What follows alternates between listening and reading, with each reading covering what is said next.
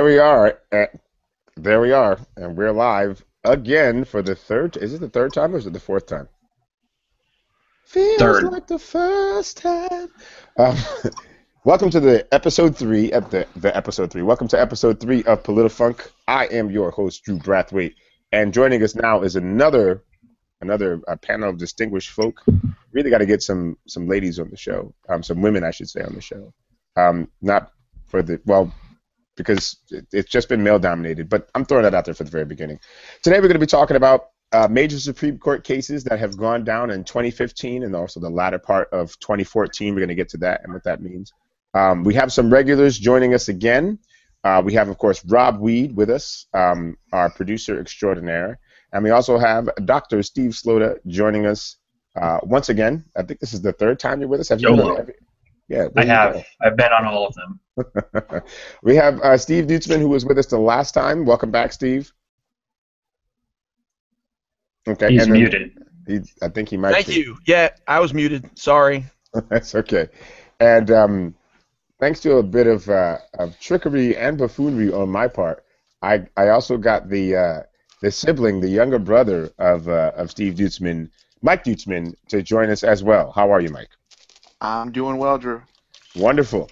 So since you're the new fish, if you could quickly just let us know who you are, and then we're going to move on to talk about some of the bigger cases that have been decided in the last little while. So I am Mike Dutzman. Full disclosure, I am Steve Dutzman's brother, and hilarious hijinks ensue because of that. I have some college education, some fairly comprehensive book learning, and I've been really digging these recent Supreme Court decisions. And I've been trying to do my due diligence to read into it and provide an opinion to this show. That's Good pretty much times. it. Appreciate it. Well, thank you for joining us so much. So today it's going to be not fast and dirty, but certainly we want to talk about not just the more obvious, huge Supreme Court decisions, but some of the maybe lesser known ones or ones that got less media attention. We also want to give just the very briefest, and when I say brief, I mean like the just very tip of the iceberg type of stuff about the Supreme Court, just in general, to have a better idea of kind of how things work, sort of, but really the primary brunt of the show is going to be on the decisions, which that's really all I care about most. So just as a heads up, so the term of the Supreme Court runs from, and I'm glad I checked this to be sure I didn't betray my degree.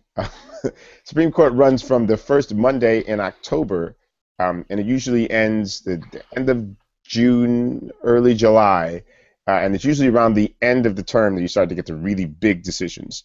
That's really all the background I'm going to give. Other than that, you can just Wikipedia the Supreme Court of the United States of America, often abbreviated as SCOTUS, SCOTUS, Supreme Court of the United States. So if you see SCOTUS anywhere, that's what that means.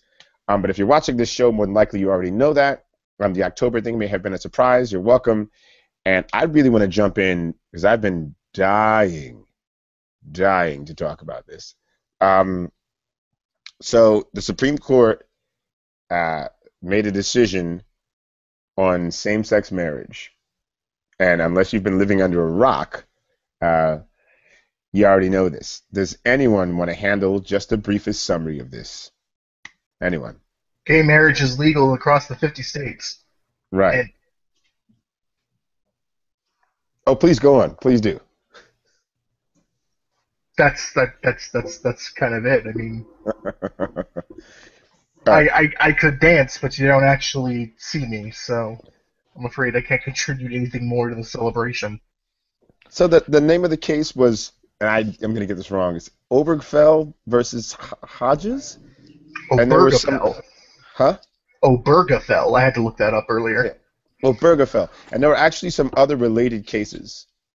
There are supposedly three other related cases. But the point is, the decision was made 5-4 that the Constitution guarantees a nationwide right to same-sex marriage, or as I like to call it, marriage. Because I don't have gay breakfast.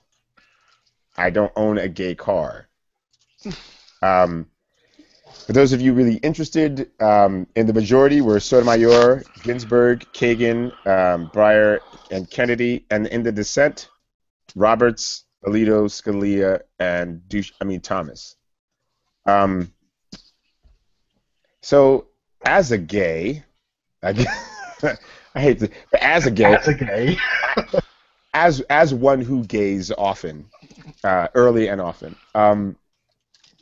I guess I am excited by it. I went out and had champagne with a bunch of other gays and celebrated, but really,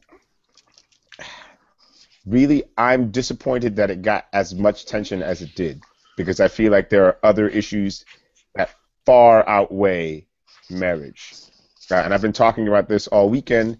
I want to circle back to that, but I kind of want to get everybody's reaction to this particular decision. Sloda, can you tell us what do you feel about this this marriage decision? I was very excited when it came through. I was interested to look at the opinions because those are always interesting to look at. I thought it was, obviously this happens occasionally, but I thought it was interesting that the four dissenting Supreme Court justices chose to write their own dissenting opinions. Right.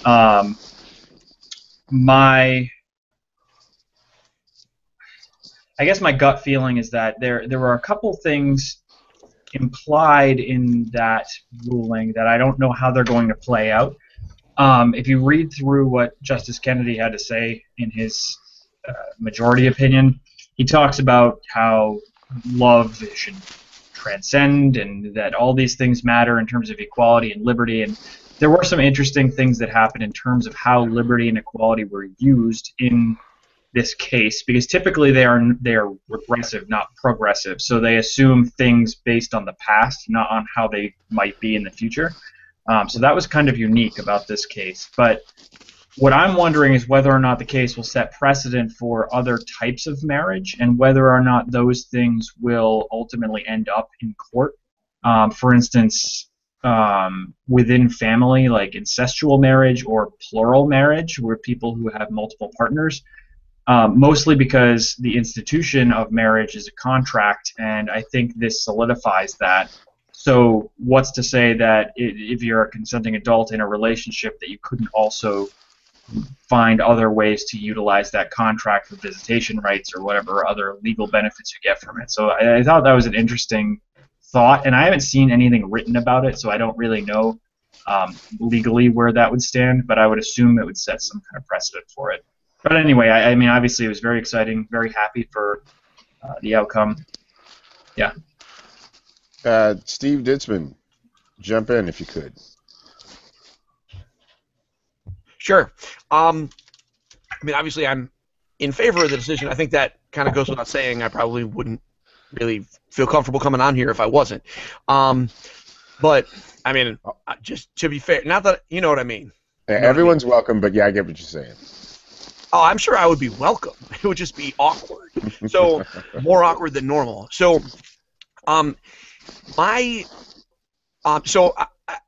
obviously I was very excited. I didn't change my profile picture to a rainbow on Facebook because I kind of couldn't figure out how, and then I gave up because everybody kind of knows my opinion. But I also had some concerns, but they don't mirror what Dr. Sloda said. My concern came down to that it was decided that it was a decision that was made by the Supreme Court and not by a constitutional amendment. I'm glad that it was done, but my concern is that because it was done by the Supreme Court as opposed to just a vote making it law, and maybe this is that I don't understand legal practice, and you'll probably school me on this one, but can't they just overturn the decision later on, 50 years from now, if somehow we get some really super conservative guys, majority? Couldn't they revisit the case and just overturn everything, whereas if it were a constitutional amendment, that wouldn't happen? So in short, yes, they could, but good luck. because that almost never happens. I get that, but I don't know. I mean, I'm super happy. Yeah. I just wish it was like better. But I mean, Patriots won the Super Bowl. I was really happy about that. I guess they cheated. I'm a little bummed by that, but I'll take what I can get. I don't know if you've heard it, but there's a Lewis Black bit where he talks about, it was from when George Bush was in office, second George Bush was in office, and he talks about how ridiculous it would be for there to actually be a constitutional amendment about marriage at all. Like either one explaining what marriage is, confirming what was done by the Supreme Court, or one that would explicitly ban marriage between, or same-sex marriage, and basically saying that anyone in the future who would come back and look at our Constitution or from another planet would basically be like, what the hell is wrong with you people, that you had to write down the definition of marriage because you couldn't remember what it was. And like that entire bit is really great. So if anyone listening wants to go look it up, look up Lewis Black same-sex marriage constitutional amendment or whatever. But basically, I think the issue is going to be, well, you already see the issue. Like within the Supreme Court, you have people like Scalia, who in this dissent basically said this is judicial activism and that these judges are acting out of a fortune cookie and blah, blah, blah. And it's like, okay, well, you simultaneously had another case that was in your favor with the EPA, and does that constitute judicial activism? Or, you know, what about Citizens United? And like that whole thing, I think the questioning whether or not the Supreme Court could have or should have done what they did, I don't think it really matters. What is going to be an issue is the backlash from the states that still oppose it, like Texas, where the district attorney, or attorney general rather, basically told the people who give marriage certificates, you don't have to do it if it's offensive to your religion. And it's like, well, yeah, you kind of do, but what do you do about that? You know, how do you stop that from happening? You have to keep suing. Yeah, Rob Weed, if you could weigh in, please, real quick. Yeah, no matter what, any controversial decision is going to be met with some kind of one side saying it's judicial activism, the other side saying it's, you know, this is just the logical consequence of what the Constitution has to say. Right. So that's, I mean, it's a completely unavoidable thing. You are right, though, Dutzman, that future litigation is entirely possible. With a lot of the big social justice kind of decisions, there's always been this, you know, big case that makes broad sweeping changes, and then over the next, over the next X couple of years, it's slowly pared down. We're seeing that with Roe. We saw that with Brown, where the court basically just said, it's like, we're not dealing with this anymore. So it's going to get relitigated, but nobody, with the exception of Plessy, which was overturned by Brown, which is the only case I can think of where the court has actually just completely flat out reversed themselves. Everything else has only been clarifications or paring downs. Nothing's been just flat out, nothing other than that I can think of has really been just flat out reversing course. Yeah, it essentially never happens. Yeah, it essentially never happens. And polygamy, for little Steve Sloat over there, polygamy is probably a pretty logical conclusion after this.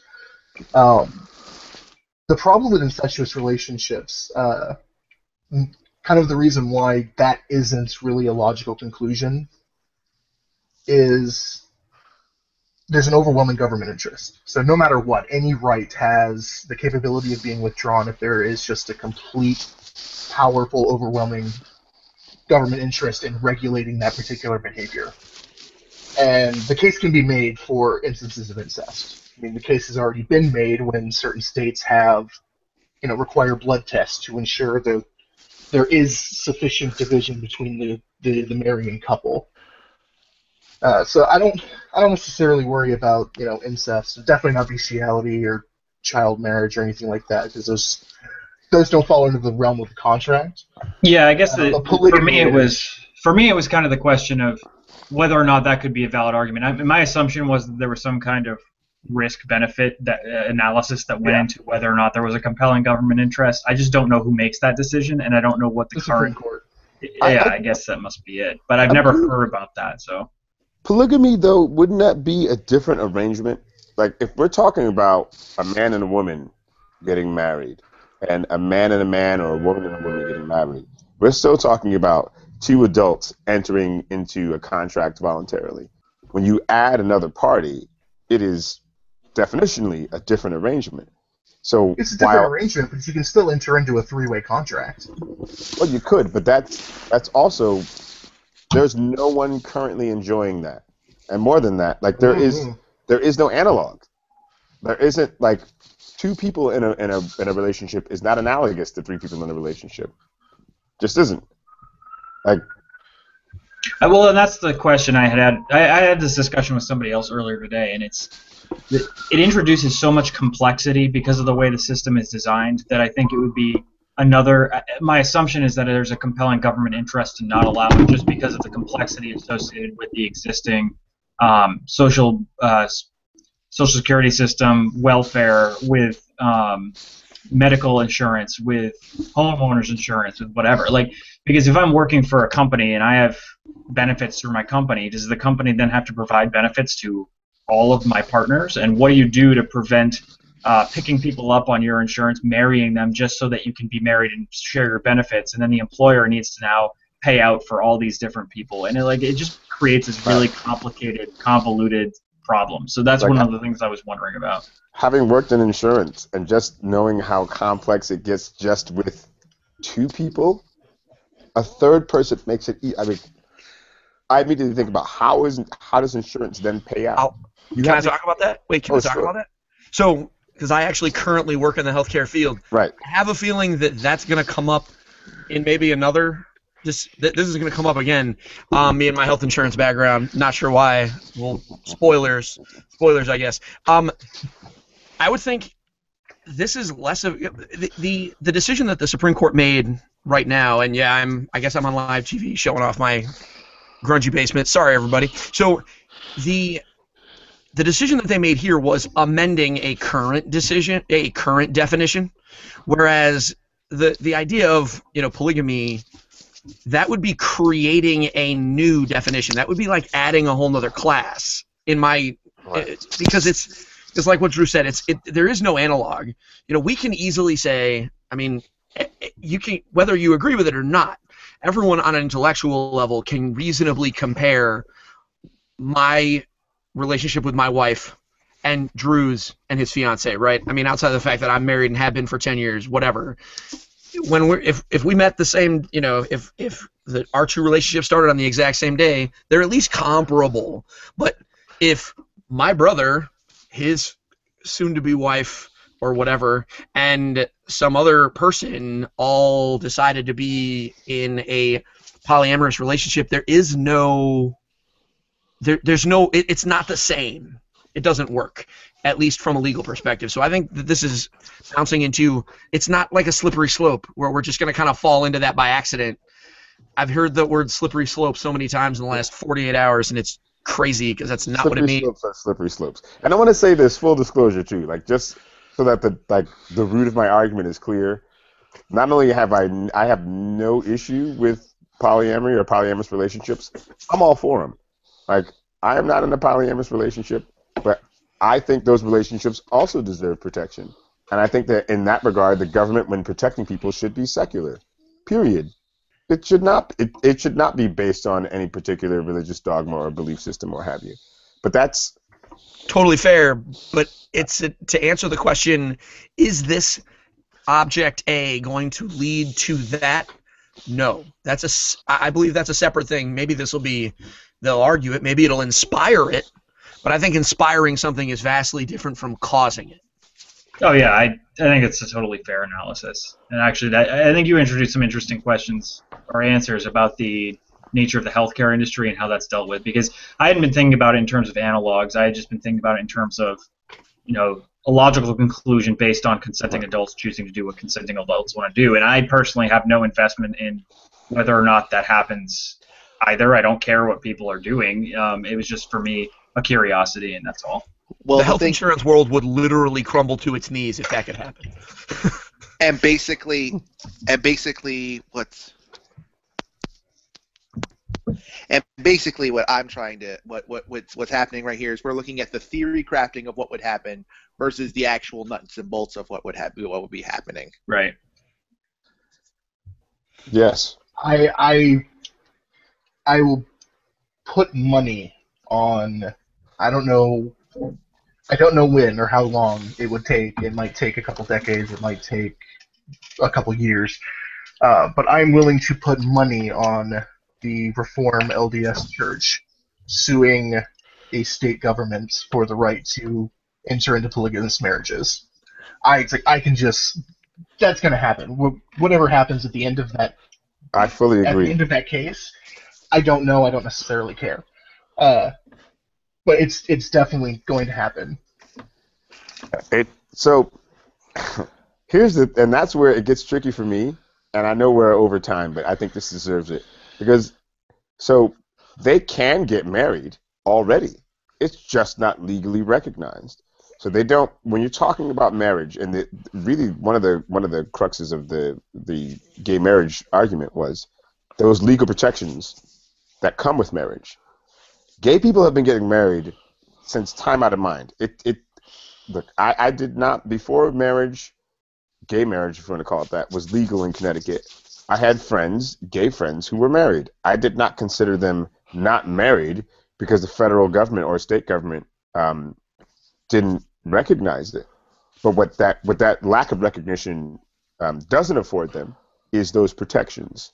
So that's where things get different, because, well, then how you now have to find a way to have those protections apply to relationships that have never been legally recognized, not in the U.S. And how do you then? I mean, don't get me wrong, it's not unprecedented for the Supreme Court to decide something and then for us to come up with new institutions. Like, that's happened before, but then I guess it's more of a curiosity for me rather than an argument. So I'm just curious as to what it would look like. How would you define that? And then how would divorce work? Could you then divorce one or both persons, or could they both divorce you? Or could you be separated from one divorce? I mean, I'm wondering how that would work, because you have a lot of entanglement issues that you don't have in just a relationship with one person and another person. I have a feeling that when we go down that road, which I agree, I mean, probably not right now, but at some point in the future, I expect that's probably something that'll come up. And I have a feeling that a number of people who there are going to be people spending thousands of hours arguing those definitions and presenting that. I mean, we don't know, but I'm sure someone that is of a legal mind who is invested in that decision being made will find a way to define it. It was a little easier this time, right? Like, we're just changing a couple words. Let's just delete the whole man and woman garbage and replace it with just not man and woman garbage, right? Like, just let's get rid of those words. We don't need to use them. We can just two people, or I don't know exactly how they did it, but just get rid of those words, and then everything's the same. This is a vastly different scenario. I think so. I want to say something by way of clarification. I don't think that this decision is a rejection of man and wife. I never viewed it as that. And I get what you're saying when you say get rid of the man and woman garbage, because it connotes like a jettisoning of the old idea of a restrictive definition of marriage. But I think of it as, well, you keep man and woman. I like that. I like man and wife. I also like man and wife and wife. Like, all those things have always worked for me. So instead, you're just including other groups who have already existed in married relationships, and you are now recognizing things that exist and that deserve protection. Like, that for me was the whole gay marriage debate. It wasn't, and I hate the way when it's phrased, should we allow gays to get married? Well, they're already getting married. It's, should we protect these relationships that exist currently and have existed for a long time? What you were having was tons of people who were already married, already in loving, committed relationships, and instead of having the protections afforded by the federal government and the state, You had people swooping in, like families swooping in after their loved one or their relative had died that they had rejected years and years ago, and inheriting their stuff by virtue of the fact that they shared blood. And their partner, who they've been with 20, 30, 50 years, out of a home because no marriage. So, and like, couldn't visit them in the hospital. And you've heard all the sad stories before. So that for me is where that came in. Is like, we already have these relationships. Like, now recognize them, because harm is being caused by that lack of recognition. And that's the crux. It's not like we're allowing people, oh, well, let's let them play too. They're already playing. We're just not being legit about it. That's where I was coming from on it. I don't want to, if someone has a last word on this, someone has a last word, I'd love to hear it. Otherwise, I want to move on to the next bit. Anyone? Okay, last word. Sure. So the last word that I wanted to just describe was in the dissenting opinion of Justice Thomas. He was talking about the dignity clause, how whether or not there was or was not a dignity clause, and that's a whole nother ball of wax. But he said in his decision that the government does not give dignity to people, afford dignity to people, and I kind of agree with that we, as a general stance, but he was trying to force the corollary that the government doesn't take away dignity from people, and that's where I found it to be demonstratively false, because a lot of what was happening with the denial of protection was that they were stripping people of their dignity. The fact that we have to that you just added 10 minutes more to the conversation. If the government doesn't take away dignity, or if the government can take away dignity rather, then they can certainly give it. Well, but hold on. Now, I disagree with the statement whole cloth. Okay. But I was just bringing it up because this was a weird part where it was just, I found myself personally appalled. I was reading this Supreme Court decision, and this particular justice said the government cannot take away dignity from people, and cited examples where dignity, in air quotes, was not taken away, and it was examples that clearly were. Right. And that's what I wanted. That's what I wanted to say. That this particular, this whole particular thing about gay marriage, it was about restoring dignity, and even though it wasn't, even though the dignity clause isn't something that's specifically listed in the Constitution, because we did this, we gave people dignity, and even though the Constitution doesn't necessarily say we can give people dignity, this was overall a good thing. Yeah, like the internment of 120,000 Japanese people during World War II was not dignified. Slavery, not dignified. I just, no matter what the fuck that dude says, not dignified. Well, yeah. Now, the people themselves, do they then retain dignity? Well, yes. And but philosophically, we're talking about an abstract, right? So it's not as if, like, you can go in and measure it, and it feels like you're sort of imparting more humanity to them, to saying, well, like Whitney Houston in The Greatest Love of All, no matter what they take from me, they can't take away my dignity. Well, that's true in a personal sense, right? The dignity you feel, respect you feel from yourself, they can't take that from you. But also, slavery is not dignified.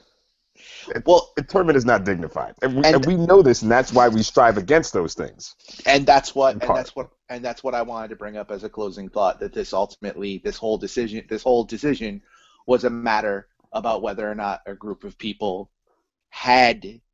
were being denied dignity through the laws, and they got dignity. We might have to do an electric boogaloo of this, a part 2, which we haven't done yet. But I was just thinking in my mind, like, man, we could really talk for 90 minutes just on this. And I hate to move on, but we have to. We've already been on 30 on this, and we got a little ways to go. Nope, I want to talk about Glossip versus Gross, and I'm very emotional on that. I did a lot of talking on the gay marriage bit, or as I like to call it, marriage. And I'd love if someone else would weigh in on Glossip versus Gross. just a general summary, and then how you feel about it, and like to get the ball rolling on the conversation. Anyone, just leap right in. I'll go ahead. So, All right. Glossop versus Gross. In that case, the court decided that states may use a drug linked to apparently botched executions to carry out death sentences. That text coming directly from a New York Times article that actually lists all of these things for full disclosure. I will admit that I do not have strong feelings either way about this, which is probably an indictment of my soul. However, I mean, what am I going to say? I'm certain that there was a whole lot of detail into this. I do believe that there is no such thing as an ethical or humane execution. So if we are a society that is going to kill a dude for killing another dude, etc., and yes, as anybody that's listening to the show knows, I simplify things. Obviously, these are more complicated than that. But if we're going to kill a dude, then we may as well throw him in a room with hungry lions. There really is no difference to me. We shouldn't do that, as far as I'm concerned. So I guess whatevs, right? Like, so it hurts. Like, there's no such thing. Making it not hurt doesn't make it better. I mean, that's kind of the same conclusion I came to. I mean, I didn't have a lot invested in that particular case, and I mean, I'm interested in the way that they framed their arguments, both the majority and the dissenters. But I don't know. The only reason that they're using midazolam, which is the sedative they use in the first step in the execution, that is the part that supposedly is botched, is because other countries that are producing the drugs that are necessary to carry out the lethal injection the way it had been, basically said, we're not doing that anymore because you're using them to kill people, and we don't have the death penalty in our country, and we're not going to sell the drug to you if that's what you're going to do with it. And that's basically what happened. My opinion was I don't particularly care for the death penalty, mostly because I see it as a waste of resources. And I have other reasons for that too. I mean, I also believe that as somebody who isn't religious, I see it as a greater punishment to keep somebody in prison for their life than it is to just put them out of their misery, and that's a whole other conversation to have. But my impression from this particular case is that I agree with the majority that using the drug probably isn't cruel and unusual, kind of as Steve was saying, that if you're going to kill somebody, you're going to kill them. I don't know why cruel and unusual would apply in this case any more than it would in any other execution. I think there are plenty of other arguments to be made for why death by firing squad, death by electric chair, death by gas chamber they're all equally bad. So to me, I look at it and say, if you're not going out of your way explicitly to torture someone as they're being executed, I would probably agree that it doesn't violate that portion of the Constitution. So I guess I agree with the decision. I think the rationale is weak because I think cruel and unusual is so subjective, but I can't say that I'm wholeheartedly against it, and really I'd just like to see the death penalty go away altogether, and that's a separate conversation. So there are two arguments happening, and like I find myself in the middle of them. But since this is Politifunk, I get to stay in the middle and be comfortable. On the one hand, I agree that technically it's a poor argument. Like, Slota, I agree with you. It's a poor argument. But on the other hand, philosophically, the state shouldn't be in the business of killing people. You're killing someone. Like, it just seems to me so, it just invokes so much dissonance. Like, what's the nicest and kindest way to fucking kill someone? Really? It seems really, like, when you really think about it, it just seems so childish to try and parse out what the nicest way of killing someone is. Well, what it comes down to is we call it justice, but it's just revenge called Right. something else, right? It's like people seek justice in the case of the death penalty, and I think that was true. I mean, more recently, the Boston Marathon bomber was sentenced to death, right? And I look at that, and there's a whole bunch of people I know because we live near Boston. I grew up in this area, and people are like, "Yeah, he needs to go sit on death row," and I'm like, "Why? It's a waste of resources. It doesn't deter people from committing crime. Right. It puts people who are innocent on death row being executed without, when they could have been cleared otherwise." And to me, it's like, what justice is there in killing him and just that being the end of it? Like, why does that any better than locking somebody in a supermax prison for the rest of their lives in solitary confinement, which also would be cruel and unusual? But it's also cheaper, and that's like And that too. I mean, it's yeah. way cheaper. So if you put somebody in life in prison is just cheaper. You don't have as many appeals because it's not considered as severe. You don't spend as much money, which we are paying for people to go and have their appeals because they don't have the money. And they get, how many did they get? 3? I can't remember exactly how many because It's I'm tired. usually 2 to 3 mandatory appeals. So Right. And it's over a period of time. So that entire time, you're already paying for them to be in prison. Right? And then, on top of that, depending on the method of execution, we have to wait until we can properly execute them depending on the state. And then, maybe, in their time, they'll be killed. Right now, the average length of time that somebody sits on death row is at least 15 years. Yeah, I thought it was 20, so 15 sounds about Yeah. right. Yeah. So we're paying for them. We're paying for them to be in prison for that long anyway. And I'm sorry, but if they're not even. No, I'm not sorry. I'm not going to say that. Holding a grudge for that long and believing that someone deserves. This is coming from a non-believer, right? From an atheist. Believing that someone deserves to die, and that the state should be the entity that is the cause, the executor of that person. Especially like it just seems like a really ironic kind of thing that resonates with the conservative community, because for someone who wants smaller government, giving the government the literal authority over life and death, like probably you don't want them killing people.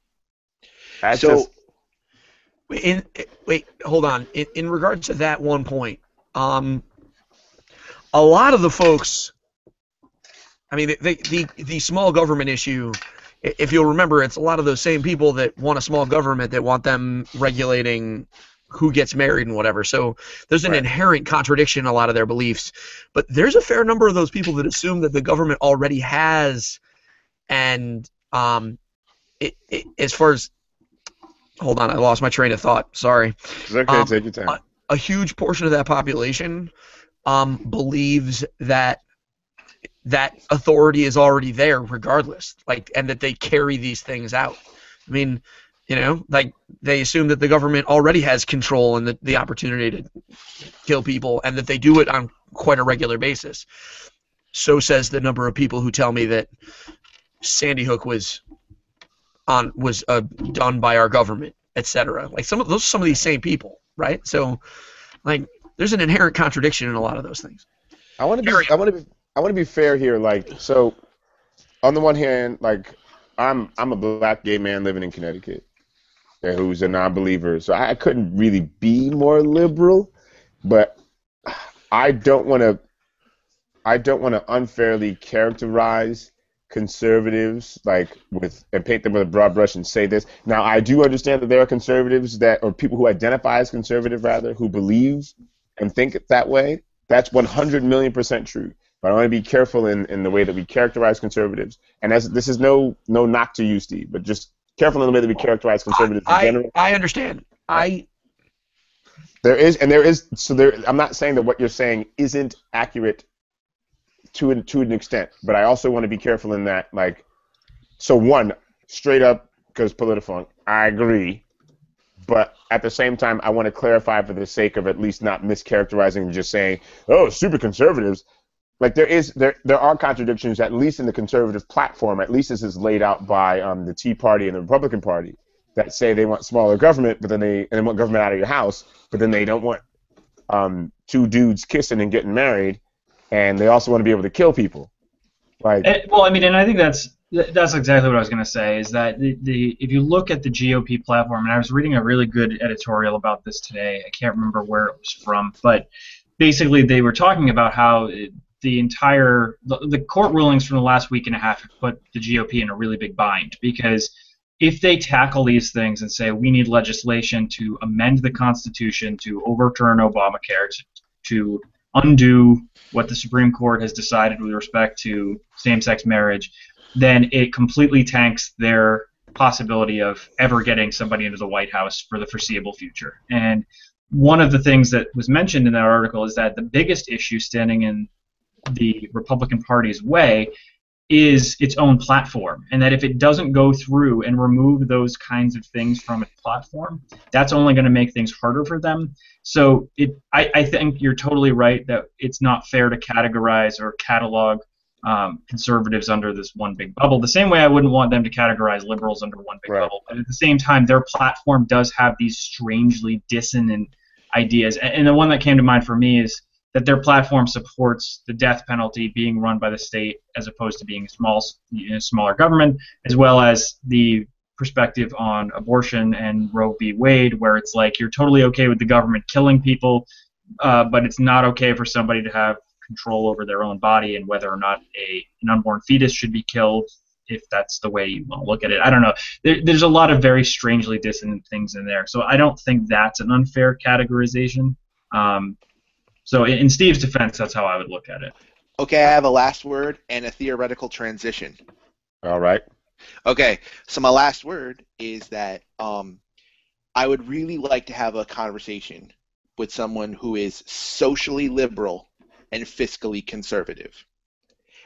Because well, yeah, that's a fantastic thing. But the problem that I'm running into is there's a certain level of gamesmanship that comes with the political process, perhaps with the drawing of district lines in various states, that forces odd bedfellows and forces people who normally would not want any time of day with each other to have to meet in the middle, because that's the only way that they can get their person elected.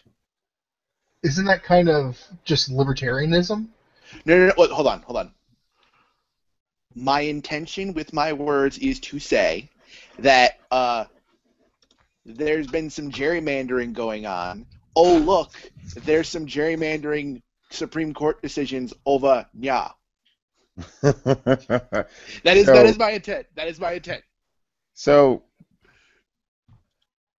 I'm going to say this, right? The thing about and we all know this. The thing about discussing Supreme Court decisions is that you can talk about any Supreme Court decision, at least in my view. You can talk about them forever and ever, and that's really why I was very excited about this show. Why I'm currently excited in mid-show about it. And like as much as I want to go into the gerrymandering. So for those of you at home, the New York Times, as Steve Dutzman mentioned earlier, has an article entitled "Major Supreme Court Cases in 2015." You just go to NewYorkTimes.com, that's nytimes.com, or just Google major Supreme Court cases in 2015 with the number 2015, and you can find it. And we've already talked about lethal injection. We've talked about same-sex marriage. There's a piece on, or a summation and analysis on healthcare subsidies, pollution limits, partisanship and redistricting, which Mike Dutzman was just pointing to or referencing, housing discrimination, religious signs, and free speech, Confederate flag and free speech, separation of powers in foreign affairs, social media and free speech, employment discrimination, judicial elections and free speech, race and redistricting, pregnancy discrimination, and the one that I've decided to go to for our last little bit, religious freedom in prison. And I go to this because of all the decisions made this year, and really, you don't see this almost ever. It was fucking unanimous.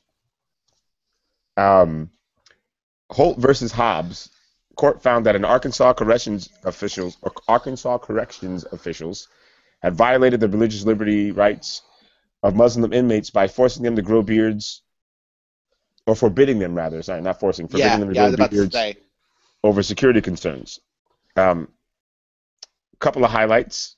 More than 40 state prison systems already allow short beards, and most allow longer ones. The Roberts Court is likely to continue to be receptive to claims based on religious freedoms. And Gregory H. Holt, also known as Abdul Malik Muhammad, sought to grow a half-inch beard while serving a life sentence in an Arkansas prison and was denied by corrections officials. And, of course, the Supreme Court, 9-0, saw that as a violation of religious freedom. Again, even though I've already disclosed this, I'm a non-believer. I think it's goofy. I do.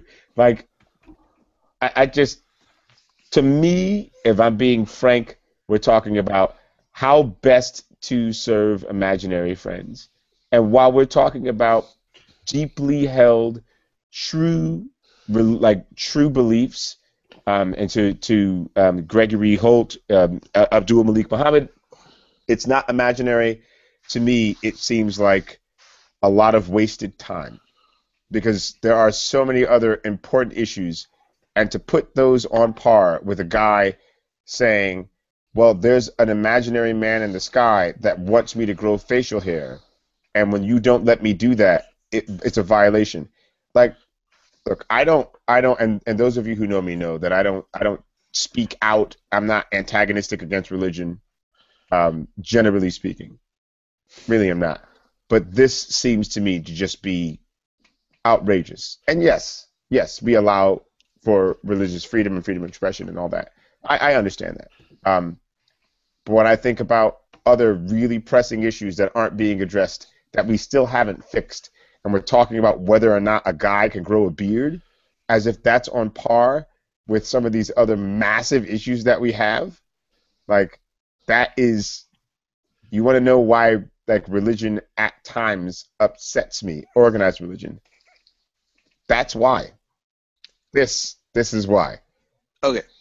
So in response to that statement, with that statement on the stack, as it were, I just want to say that really shame on the Arkansas prison authority for essentially saying no to a beard because of a security risk.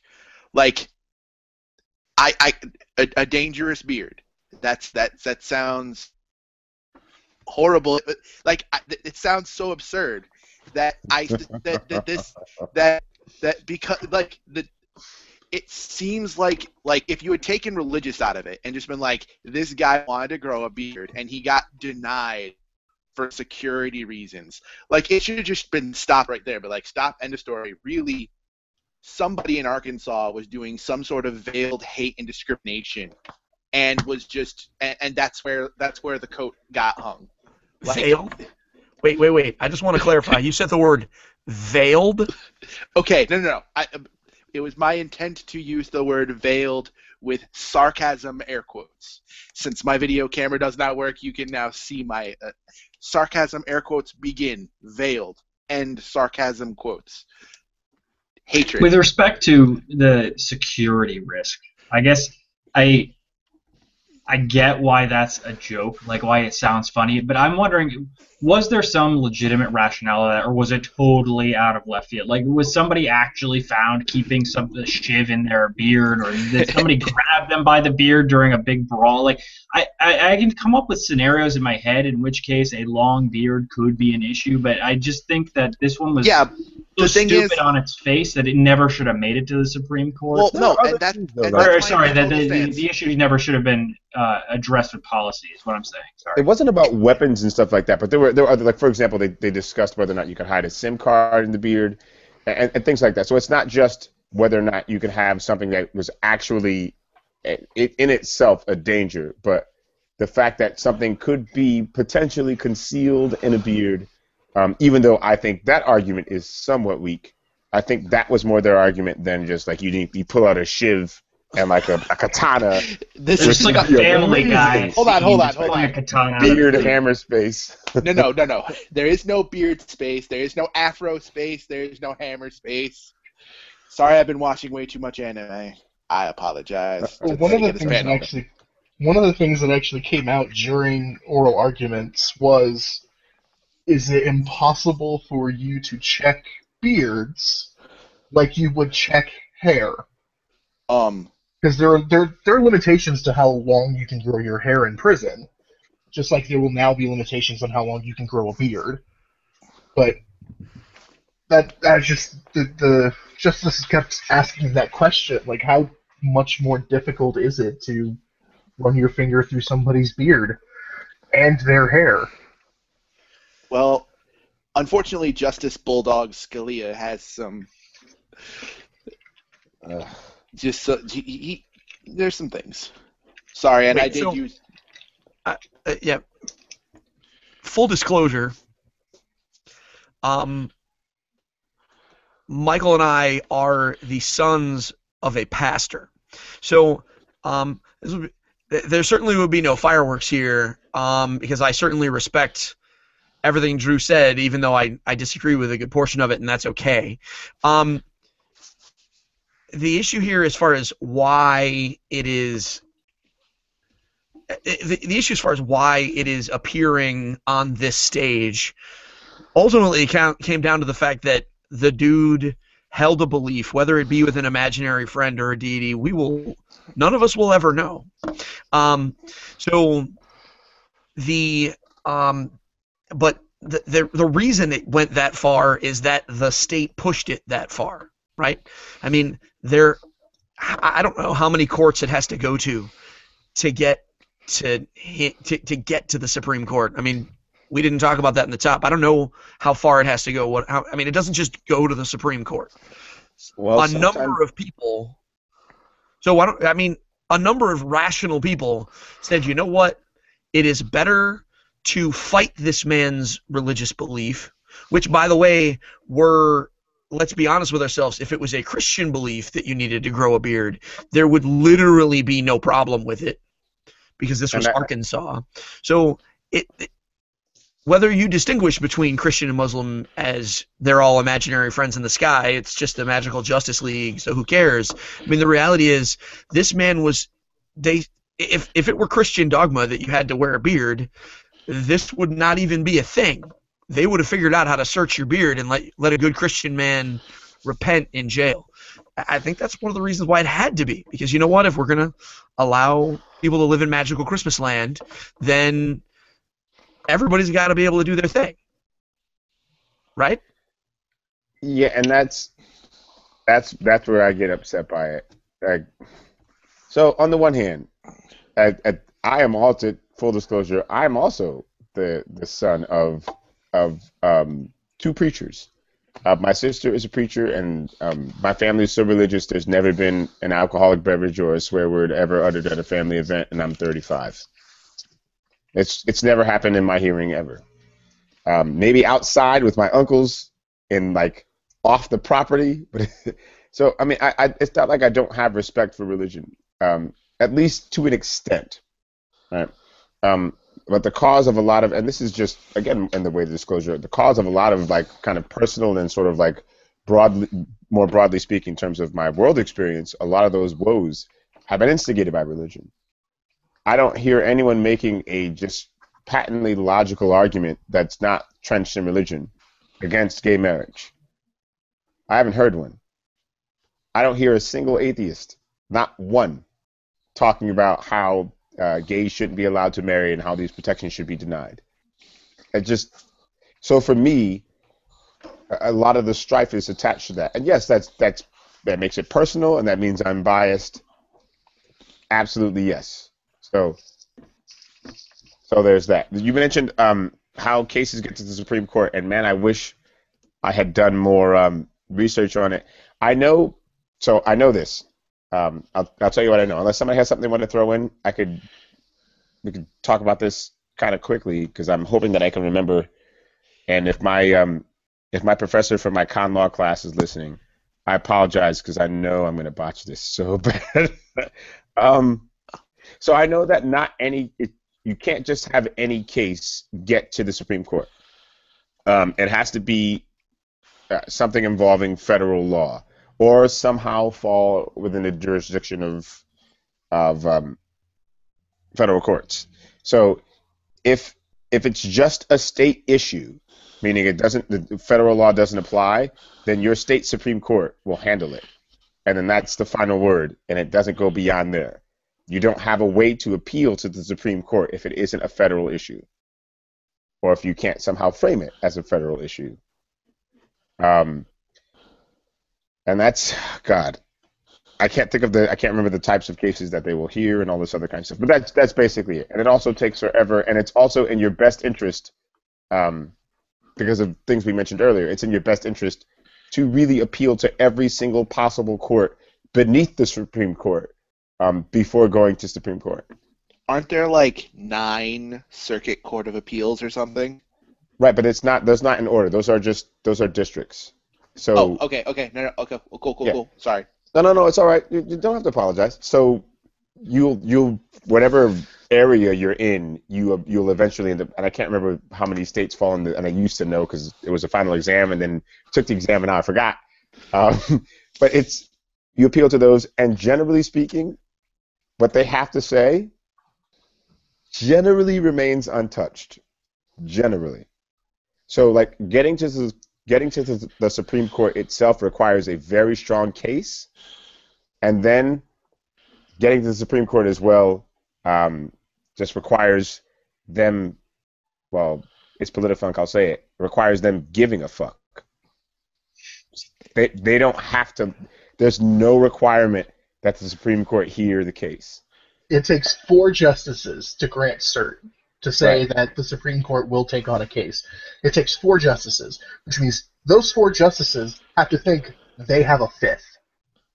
Right. That's basically going to be the leading determinant of whether or not they take a case. And if there's division in the lower circuit courts, but there's a political side to that as well. And you could also get help. Like there are people who can file briefs on your behalf. Friends of the court, yeah. Amicus briefs. They can, and those are helpful because if there are organizations or whomever filing on your behalf, then that gives your case a little bit higher profile, and more than that, like they can just usually they can make way better arguments than you, or will think of things that you haven't thought of in filing it. So they can flesh out the argument better than you. But with the short time that the court is in session and the ridiculous amount of cases that come up before them, good luck. So the idea of even getting the Supreme Court, I can't remember what percentage of cases actually make it, but it's some ridiculously small number. Almost nothing gets there. I wish we're doing a show on the Supreme Court, and I should have known this. So, I guess we'll just have to do an electric boogaloo later on this week. Do electric boogaloo gay marriage and religious freedom at some point later this week, and find out what percentage of cases make it to the Supreme Court that are, or do they hear? Actually, no, let's just Google that now. I was about to say, it looks like there's. Let me Google that for you. What percentage? It looks like there's about 10,000 petitions a year, and they only grant to hear oral arguments to about 75 of them. Yeah, it's. That's less than 1%. Yeah. Yeah. So. Hashtag Rain Man math. So let's trend that, people. Hashtag Rain Man math. Rain Man math. Okay, so considering the fact that not only was this in the 1% of case, okay, so 0.7. Thank you, Dr. Sloat. Well, you are a doctor, so I expect nothing less.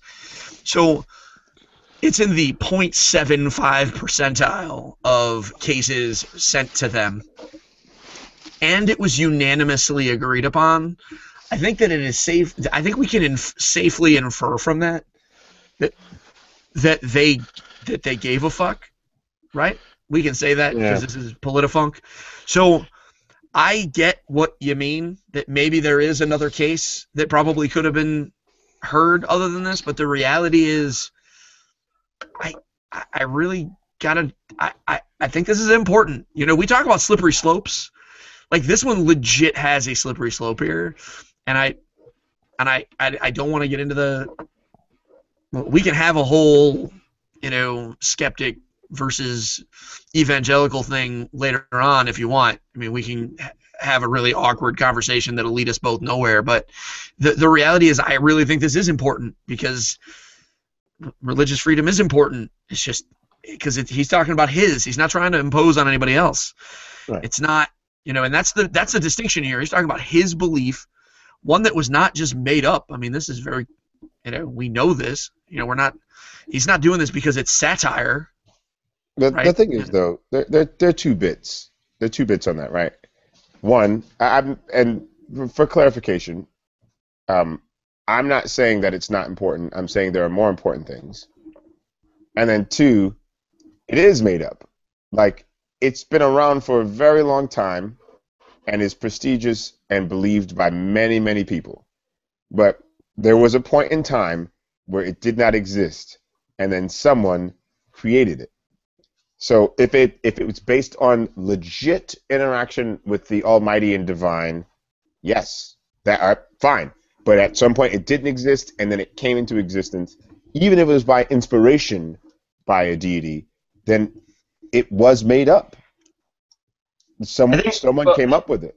So, but I think that we're deviating too far from what the case was about. It wasn't about the legitimacy of the religion. It was about whether or not the state or the federal government, state government, federal government was unconstitutionally regulating somebody's religious behavior, and that's what it came down to. And that's why there was a 9-0 vote, because it very clearly was a blatant violation of the Constitution, and that's why I think it was a no-brainer that they had to take this just to reaffirm that you can't do crap like this. So, like, the thing is, and it may seem at this point that I'm very anti-religion, and I'm not, because I agree with you, Slota.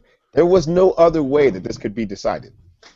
It's who is dissenting? I'd love to read that dissent. There isn't a way to say it, because really, this was the best possible case to bring to the Supreme Court. Because imagine any aspect of Christianity being quelched in prisons. And imagine, or rather, if you deny the beard to the Muslim, and then in some prison then they're going to start arguing, well, you're allowing these other freedoms for Christians, like they can have crosses and they can have Bibles and they're allowed to practice their religion in full. But my religion is hampered in this way. There's no other way it could possibly be. It just can't be argued. I can't. I would love to read. I should love to read the dissent if there was one. But I can't imagine it. It's a fundamental American right. I don't disagree with it. I have issues with organized religion in its own way, but I think this was the only decision that could have been reached. I think it was so. My general stance and my attempt at humor is I think it was so unanimous. I don't even think Fox News is going to bring it up. It's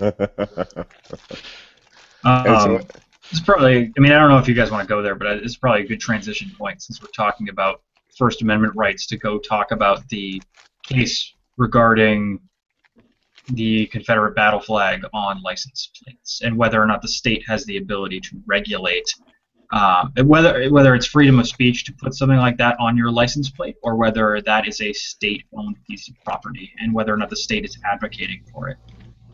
Right. So it's state property. It is. You hand in your plates to the DMV. Like, right. You can't hang on to your plates. They don't belong to you. I did when I left Idaho. I still have my license plate from Idaho. That's because you're unless an Idaho official is listening right now, in which case I don't. Oh no, we're outside the statute of limitations. It doesn't matter. Well, the general thing is that we don't own our vehicles and okay, I'm gonna probably step into a giant lava pit right here, but isn't the general sense is that we're licensed to operate a vehicle, and there's a lot of like vagaries, but we don't actually like own the road we are driving on. We're just kind of existing there with a whole bunch of people. So that's related, but slightly different in that we're talking about the means of operating a vehicle and not the license itself. And the case was whether or not the depiction of the Confederate flag or the restriction of depicting a Confederate flag on the license plate constituted a restriction of speech in terms of freedom of speech. Point of information on top of that, 9 states let drivers choose specialty license plates featuring the Confederate flag, and I'm using huge air quotes here, honoring the sons of Confederate veterans. And it's supposedly about, not even supposedly, they say it's about Southern heritage, and I would agree it's about Southern heritage. I disagree about what that heritage is. But from my point of view, I mean, you're talking about the speech isn't. How can I'm trying to gather this in my mind without even getting upset. So it's you not letting someone tag a particular item of state property or state item with their own belief feces or belief graffiti is not a restriction of their freedom of speech. You can have a huge bumper sticker on your car. You can have your entire car be a Confederate flag. You could drive the General Lee. Right. And no one stops you. Like, and in fact, there was just a parade in Texas and a parade in Alabama where that was the case. No one's stopping you from doing that. But to have the state do it is an entirely different animal. What's interesting to me, sorry, I didn't mean to interrupt, No, but go ahead. what's interesting to me is that the case was about whether or not the state could restrict what went on the license plate. Right. Interestingly, I mean, the correlate being that they have the freedom to restrict it because they don't want it to be as if they're advocating for that speech. So the state says, I don't want the Confederate battle flag on my license plates because it makes it look like we are, as a state institution, supporting that cause. Interestingly, there are states in which there are religious symbols depicted on license plates. Right. So it's not a question of whether or not it just, to me, is an interesting question of how the state then decides what goes on a license plate and what doesn't. And my concern would then be, okay, well, if I'm a Satanist and you reject the case sets precedence that the state then can say, well, these religious symbols don't go on the license plate, but these ones do. And I think my inclination would be to say that, for clarification's sake, the state shouldn't be in the business of deciding what's on a license plate, period. It should just be there is a license plate and that's it, because otherwise you get into this complicated, murky area of, okay, well, then we have to decide what's good or not good, or what do we stand for, what don't we, and does having a cross on a license plate versus Star of David imply that the state supports one religion versus another? Like, that, to me, is a First Amendment issue. This should have just clarified you can't put crap on a license plate if you're the state, period. And the best part is, Steve, you just made one of the best small government arguments I've ever heard. And I could not agree with you more. Like, I agree. I don't think we should be endorsing anything on license plates. Like, it's nice and it's cute, but that's why you have, like, license plate covers and things of that nature. That's why you have the entire rest of your car to do it. Like, so long as the numbers are easily identifiable, like easily and readily identifiable, I don't see why there should be any issue with you having, for example, a frame that goes around your license that does the exact same thing. I just don't understand that bit. But yeah, I'm all about the government not being in the business of making needless endorsements.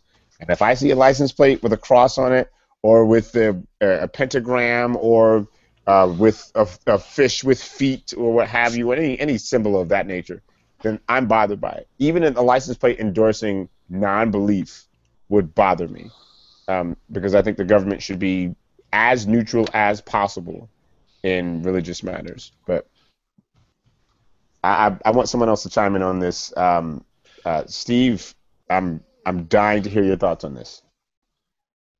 Me specifically? Yes, I don't know where I've come down on this in the past where my opinion would be particularly interesting. I agree with virtually everything that has been said here. I personally, I mean, come on, guys. Like, this should have been as much of a slam dunk as the last one. Right. The fact that it wasn't is just the nature of things. Like, I mean, come on, guys. I feel like I feel like Chris Carter on SportsCenter. Like, come on, man, right? Like, that's what I want to say. What I would prefer is that each state just had their license plate celebrate the state. and not anything else. There's lots of cool things about every state that aren't inherently or even potentially, if like put your bird on it or some nonsense. I just don't understand why this even. I don't know. I'm not very articulate on this case, partially because I don't think about it a lot, because I really didn't even realize until this court case happened that you could get a Confederate flag on a license plate, because it's so absurd right on its face. Like, what in the... I didn't know that the Confederate flag was flying over the South Carolina State House until there was a campaign to take it down, because it just sounded so dumb to me. Like, why would you do this? Hold on.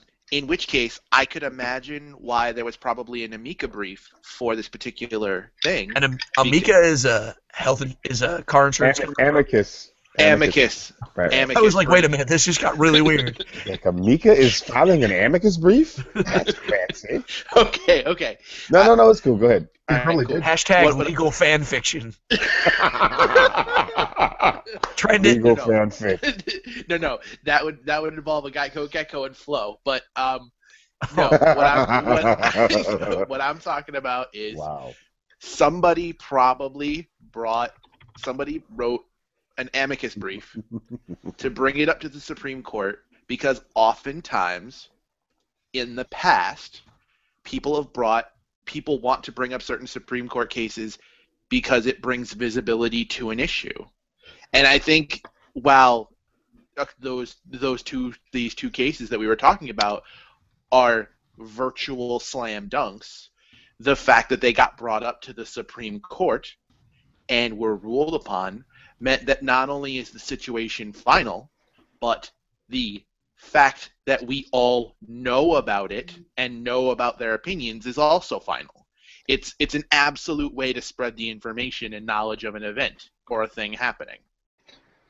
So the rationale in general, just for clarification and information used, was went back to a case in 1977, Woolley versus Maynard, in which it ruled that New Hampshire couldn't require people to have the license plate that said "Live Free or Die," which is the state motto. And so they applied, at least the 5 in the majority, Justice Breyer, I should say, Justice Breyer, applied the converse and said that, all right, so the state can't force persons, or however you put it, to carry the state's motto on their license plate, and therefore people can't force the state to carry their own message. Oh, yeah. Right. I can see why that was a pitfall. But it's actually, I really like that rationale. It's the very elegant rationale that ended up with a Confederate flag on a license plate. No, they said they can't do it. Did I misread that? Oh, wait, hold on. No. Wait, no. I misheard what you said. No, I withdraw my statement. They can't. So it's actually pretty tight. At least using that as a precedent, because it means, all right, well, you can't make us say things and we can't make you say things. And so unless we get into the really abstract of like, well, the color blue means cowardice or some crap like that, unless there are no explicit messages on the license plates, you're fine. And like, okay, you're fine then. Like, all right. Well, that's okay. So I'm gonna wade in. I will say this. Part of the reason why a lot of these like specialty plates exist is because like, different organizations will use license plates as a means of fundraising. Right. So, like if you spend $100 on an AFL-CIO license plate, a portion of that $100 is getting sent to the AFL-CIO. I'm just making up. I don't know if that's actually one of them, but right. Like universities can use it to increase their endowments or stuff like that. But I don't like the argument. I agree with the decision, not for the reason that it was decided, but I don't necessarily like the arguments that we can't force the state to have a position. That's kind of what we're doing here. It's kind of the Well- whole point of like a democratic system is that the state is supposed to espouse positions that are our own. And if they don't espouse those positions, we kick them out, theoretically. Well, in my opinion, the position that there should be nothing on a license plate is in fact a very strong opinion, and that's what should be written. Sorry, and that's what should be written on the law. And then, if you want to do any backroom arguments and philosophical discussions, that's a matter of debate and legal class, not the floor of a court. Not the. It should be. Sorry, lost train. It's okay. It's okay. Don't worry about it. So I can understand. I can understand both points of view, and we start. And I think Rob, you certainly know where I'm going with this, because this necessarily leads to the question of, well, and this is a couple of steps beyond this, but leads to, well, what is speech then? Because if, and I sort of alluded to it before when I said, well, when you start talking about the colors on a license plate and the abstract, does that represent any kind of speech? Well, do I think the state should endorse nothing? Well, no, because by definition, the state is an endorsement, at least of itself, at least of its own legitimacy of power. So you can't say that the state can't endorse anything. Well, then the state it means nothing. It stands for nothing. It is a state by definition. But carrying particular messages and very specific messages on a license plate is an entirely different thing. And endorsing a thing that is itself controversial, like the Confederate flag, which don't represent the state, and by the way, not a representation of the state, or really of. And I think the Confederate flag in particular represents something that sort of not as just a representation of beliefs or what have you, but like that's treason straight up. Like that is a treasonous battle flag. That's what I said. That's what I said on Thursday. I see what you're saying. That's where it came from. So like I get, all right, if we're having other things that some people hold this view and other people don't, that's fine. But this flag existed so that this and other states could secede. That was the effort behind that. That was what inspired it. So probably don't have that on your license plate. Probably that's straight up treasonous. The heritage argument is a legit argument, right? But your heritage is secession because you wanted to own people. You can say way of life all you want to. Your way of life was fucking owning people. There's not a way to break from that. It wasn't as if, oh, we'll get rid of the slaves, sure, but like you're just interrupting our way of life. And it was a way of life for a very small percentage of people, by the way. Like only certain people owned slaves, but the culture at least had built it up to a point where it was just, well, at least we're not black people. And owning and subjugating black people was really part of the tradition. It had been the case for a couple hundred years. So now all of a sudden you're going to tell me I can't own black people who I've come to culturally, at least normatively, despise? But that's kind of immaterial to the case itself. I mean, if I wanted, let's just say I wanted to hang a Union Jack, off my car, or have a license plate that, had the Union Jack on it. The Revolutionary War was fought against the British, just like the Civil War was fought against the South. Right. So the idea is, if I can have the British flag, why can't I have the Confederate flag? Point of clarification, the British flag is an active, current nation that's over Nya, whereas the Confederate flag, it exists an entity that no longer exists, as well as being an entity of hate. We wouldn't be talking about this if this case talked about a analogous symbol of hate that wasn't connected to heritage it would have been a non-issue. It would have been a slam dunk. It's the cultural connotations of the flag that caused the hullabaloo during the case. If it was another inflammatory symbol, it would have been 9-0, no, take it off. I guess. So on the one hand, I don't want the Confederate flag suppressed. I'm going to say that unequivocally. Well, not unequivocally. I don't want the Confederate flag suppressed because I want to know the people who see that as heritage. I want to see them. I want them to be visible. I don't want it to be a thing that they're not allowed to express. So in terms of personal and public display, right? Well, personal display really, because the social technical.